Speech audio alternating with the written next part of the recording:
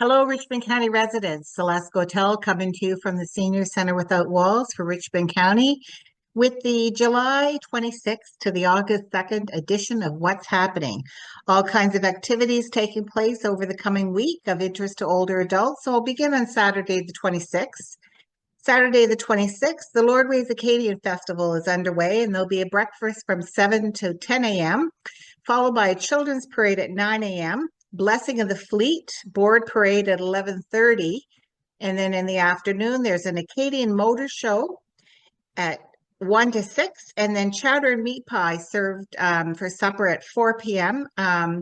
There's also a takeout option, and that's at 3:30. There's also a community flea market happening at Putlatec Community Hall from 11 a.m. to 3 p.m. And then there's a fun day happening at Framboise Hall from 12 to 3 p.m. There'll be games for the kids and games of chance for the young, and there'll be a barbecue happening. So that's Saturday the 26th. That brings us to Sunday the 27th. As you know, there's always a yummy breakfast to be found somewhere in Richmond County on Sundays, and the Louisdale Lions Club will be having their regular monthly breakfast from 8 till 11 a.m. at the Lions Center on the Whiteside Road. And then the Johnstown Artisan and Outdoor Market will be taking place. It's weekly, and that's from 10 till 1 p.m., and it goes right through till September 7th. The 28th is the start of Nicholas Dennis Days in St. Peter's, and that goes from July 28th to August 3rd. And there'll be a number of things that will be taking place throughout the week. You can visit the St. Peter's Village website to get more information, but I'll feature a few things on this calendar as well. Another thing that might be of interest is that an organization called Richmond Artists Alliance is actually going to be at the Discoos Civic Improvement Hall for the summer, and there'll be an art gallery featuring members of the artists of that group. And it's every Monday to Friday from 10 a.m. to 2 p.m. at the Discoos Civic Improvement Hall, featuring a number of artists, and then by appointments on weekends.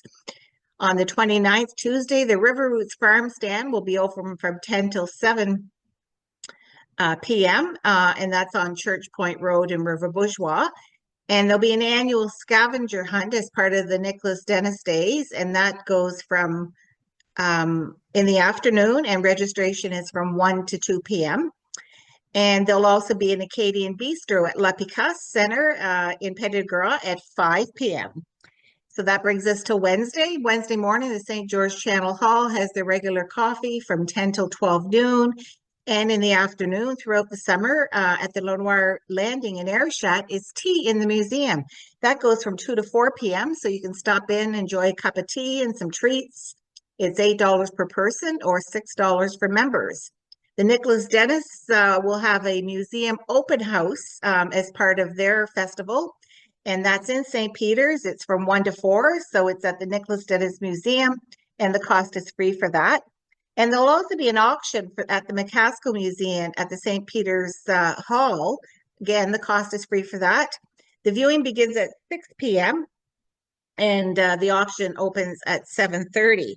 River Roots will have their community learning garden in the afternoon on the 30th from 4 to 6. And that's all ages are welcome. If you're under 12, you have to be accompanied by an adult. And this is an opportunity to learn more about gardening. There'll also be a walk through time and timber, so you could enjoy the sights and sounds and history through a guided walk at Battery Park in St. Peter's. That's weather permitting. And that will be at the Jerome Point Lighthouse Battery Park, and that begins at 6:30 p.m.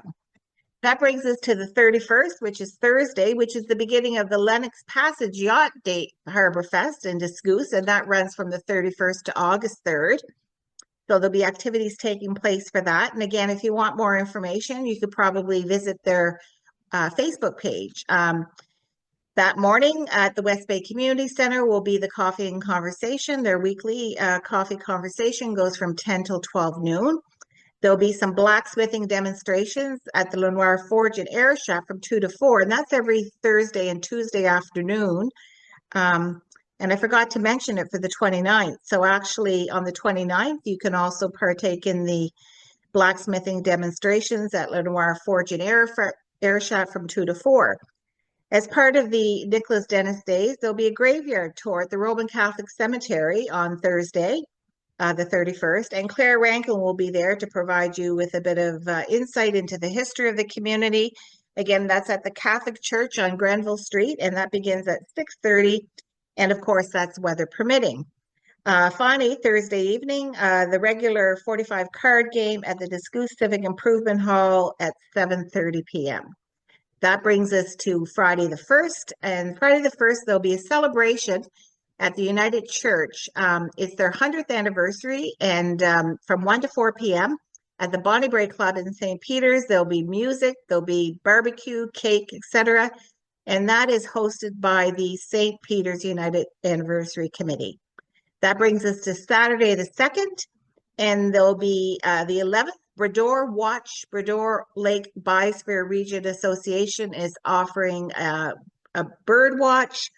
So that will be happening. I don't know if it's a bird watch, but it's called the 11th Brador Watch at Brador Lake Biosphere Region Association at the Lions Club Marina in St. Peter's from 10 to 2 p.m.